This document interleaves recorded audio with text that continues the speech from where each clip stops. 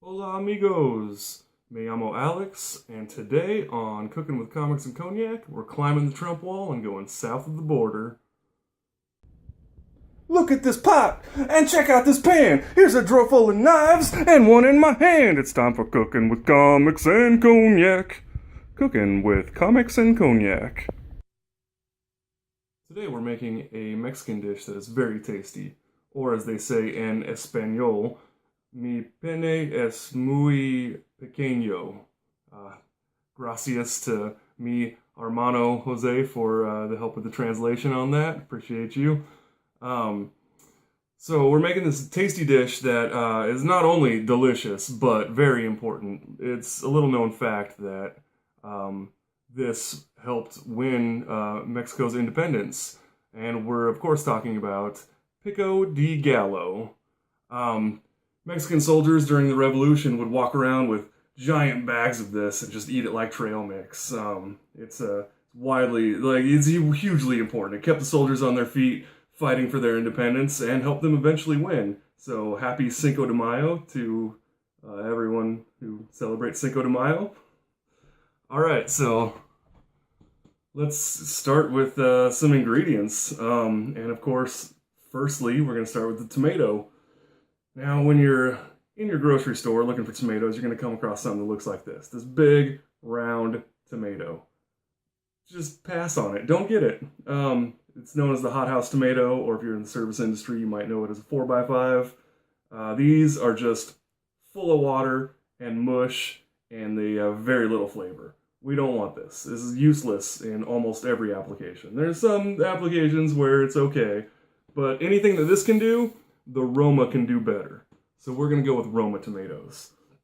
For this batch size, we're going to use about 5 of these. We're going to do a pretty small dice on them, and it's basically our base for our Pico de Gallo. All right, let's dice up this tomato. I'm going to give you guys a tip first off. If you've ever tried cutting a tomato with a regular straight-bladed knife, sometimes you run into a problem where you can't quite break the skin. You end up kind of sawing back and forth, and you just mush the crap out of your tomato. Try using a knife with a serrated edge. It kind of gives a little grip to it, and it'll slice right through that tomato real easily. If you've got a deli knife or something with some other type of knife with some tight serrations, those work best. This knife is the only thing I could find, and it's a piece of garbage. See, I've got areas of a straight blade and serration. If you ever are thinking about buying something like this, just don't. You end up with one tool that does a mediocre job of 2 tasks. It'd be better just to buy 2 different knives for their specific tasks. All right, let's get going on this. We're gonna cut the end off where the stem was, so we got a nice flat surface to work with. We're just gonna discard that. We're gonna slice this right into several little sections. You can see the interior of this. This is what I was talking about. It's not super full of liquid. It's not just mushy like those hothouse or 4x5 types. It's much firmer, better texture, much better flavor also. Okay, we're going to take these and just go ahead and slice them up. This is what I was talking about with this knife being inferior. It's hard to do a regular chopping motion with it because I can feel the serrations trying to grip the cutting board here, and it's making the knife a little unstable in my hand. So I'm going to do it the slow way with several slices. Ooh. And please, if you're going to be cutting produce, learn proper knife technique. Don't do it the way I'm doing it. Learn how to curl your fingers in. I never did, and it's something I struggle with often. So we're going to cut all this up. It's alright if it's a little messy. The restaurant business, they call that rustic when it's sloppily cut. Don't worry about trying to keep a uniform size either. It's food. It's just going to end up being poop anyway, right?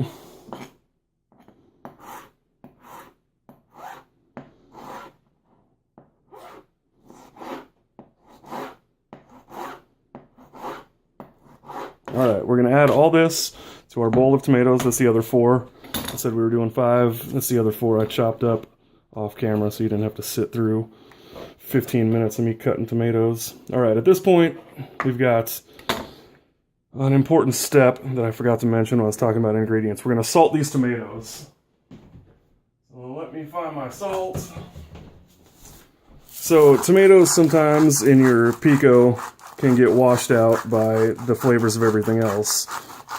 Salt being an iodizer hits your tongue first. Well, your tongue absorbs the saltiness first, and it binds with the acidity of the tomato, and it lets the tomato kind of shine through a little bit through all the other strong flavors in your Pico. I'm not sure if I exactly have that science correct that I just quoted. Alton Brown, if you're watching, let me know. But I'm pretty sure that's how it works. Iodizer and acid, and the way your tongue absorbs the flavors. Okay, let's clean this up. And then next we've got our onion. This is a sweet Walla Walla onion. Some people prefer to use a white onion. I'm told that traditionally red onion is used, but I prefer the sweet onion myself because it's got a little less of the oniony bite and a little more sweetness, which I think balances well with the lime, a little bit of vinegar, and the spice that's going to go into it later on. And we're going to use probably half of this, maybe a little more. We'll see what we're dealing with when we start chopping it up. All right, let's get this tomato going. I'm going to take the ends off. Uh-oh, bumped my tripod. Sorry about that. We're going to cut it right in half. I'm going to peel this outer layer. That's, of course, going to be trash. And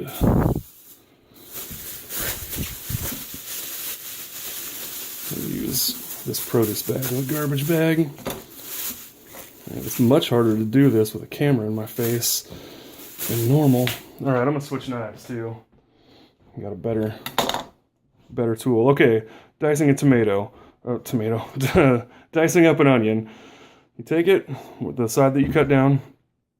You want to slice right there in the middle. Almost all the way through, but not quite. And then start near the back. Just chop it towards the front. This will save you a lot of time if you don't know this trick. My camera is jumping everywhere right now. This tripod sucks. All right, so we've got it cut this way and several times this way. So now, when we slice it down this way, all that onion is already nice and diced up for us. So I'm just gonna finish this up.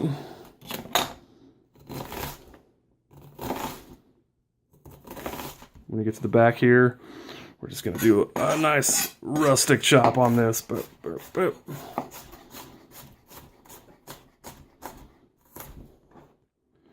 Okay, now we're gonna toss all this in the bowl, see how it looks. I think we're gonna need a little more onion.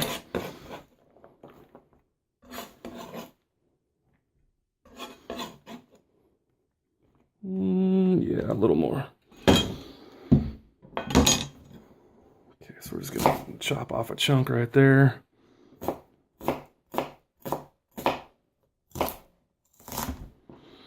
Remember what I said about uniformity. It don't matter. You want it to look homemade, right?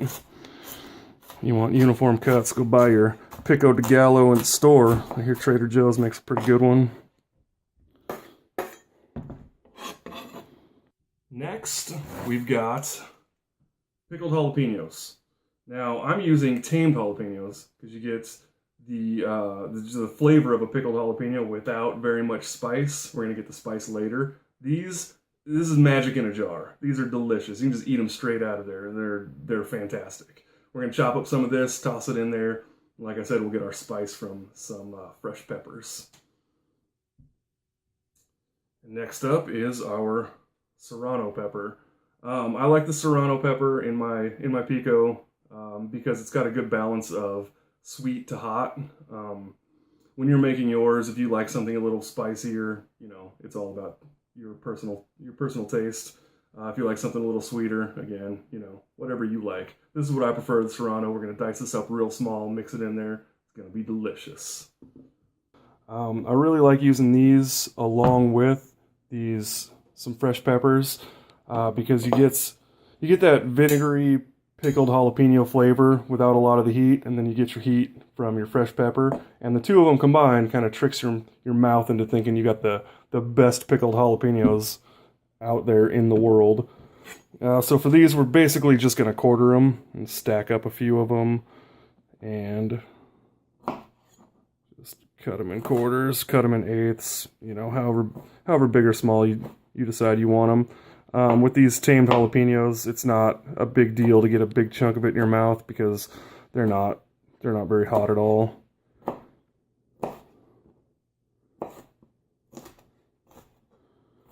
Chop those up. Alright, that should be good. Toss those in our bowl here.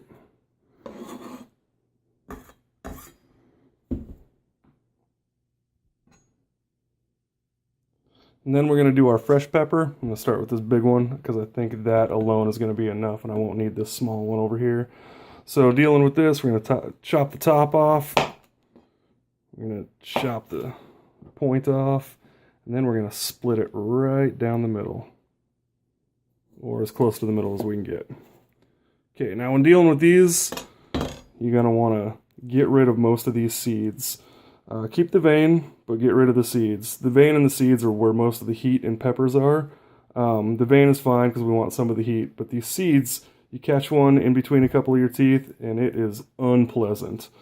So I'm gonna scrape that out of there off camera. Basically get a spoon or the edge of your knife and just scrape the seeds out. And then to cut them up, we're gonna want to cut them real thin. Cut them into real thin strips. Real thin. And then a real fine dice. Basically, we're looking for a Ducelle on these. And I would be just chopping these, but I'm standing at a table that's about knee height for me. So to chop these would be kind of dangerous. And I got a camera in my face. So normally this would be a lot quicker process. Put those in the bowl. After you do them all, toss them in there. All right, after that, we've got a big old bunch of cilantro. I'm going to chop up pretty much all of this. Some people will tell you to pick the leaves off and just chop those up and leave the stems out. I'm going to chop it, stems and all, right probably about down to this band here. We're going to do a pretty fine chop on it, so these stems they're not going to present any problem in there, and they taste like cilantro. There's a lot of flavor in there, not just in the leaves. So, cilantro. All right, it's time for this cilantro. Something I forgot to mention when we were doing these peppers was when you're taking the guts out, when you're pulling all those seeds out and stuff, if you've got gloves, go ahead and wear them. I don't, so I got all that delicious spicy oil all over my fingertips, and I can already start to feel it burning in my nail beds. And I just know that at some point tonight I'm going to forget and scratch my eye or pick my nose or something, and that is terrible. Save yourself the hassle, put on some gloves. All right, let's do this cilantro. Like I said, I chop it with the stems on there. What we're going to do is we're just going to kind of roll it up and bunch it. And we're going to start by doing a kind of rough chop on this. And then I'm basically going to mince it, and you're going to go for a wild ride because my tripod is going to be bouncing everywhere.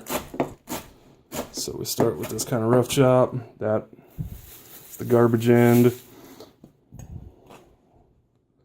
Line it up, and then ready? Here we go.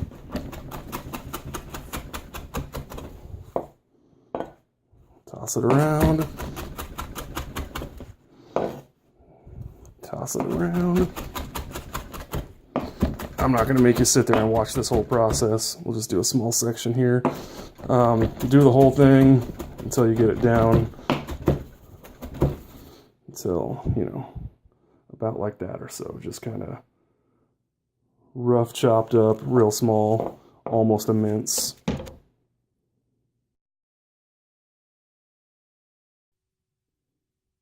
All right, and after the cilantro, we got our lime. To loosen up a lime, if you don't know this trick yet, take it between your hands and rub it around. Just roll it, put some pressure on it, or put it on a table, roll it. Then we're going to quarter it, squeeze probably half of it in there. I don't know, it feels kind of firm. It might not have a whole lot, of juice in there. We might use this whole lime, but we'll see when we get mixing. Okay, as you can see, the cilantro is in the bowl. All that's left is to squeeze our limes. Like I said, I thought we were going to do a half, but yeah, it looks like we're probably going to do about 3/4. We'll do these 2 big guys and this little one. Just squeeze it in there. This is the last step, and your Pico de Gallo is complete. Ooh, there's more juice in there than I thought. We're still going to do it anyway.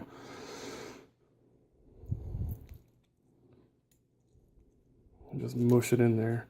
Squeeze it all out. If you get some of the guts of the lime in there, so much the better. All right, and then we got our spoon here. I'll stir it up.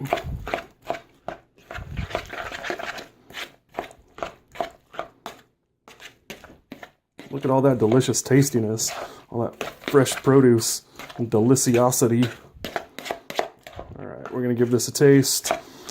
Taste it after you mix it up, after everything's in there. If it needs more salt, add the salt. If it needs more spice, add that spice. Make it however tastes good to you. God, I got a cut on my finger. I just found it with some lime juice.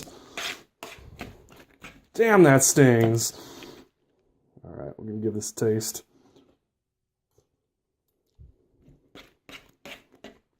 All right, might need some salt. Throw some salt in it, but I'll doctor that up when the camera's off. All right, and there you have it. About 20 minutes worth of work, and you got a delicious condiment for whatever Mexican fare you're making, or serve it with some chips as an appetizer or a side. Important note about the Pico: make sure it sits in the fridge for about an hour, well, at least an hour, to let all those flavors mellow together. Before you start eating it. It'll be much better. All right, thanks for watching. Don't forget to like, subscribe, leave a comment, and for more Comics Cognac stuff, check the links in the video description below. Thanks.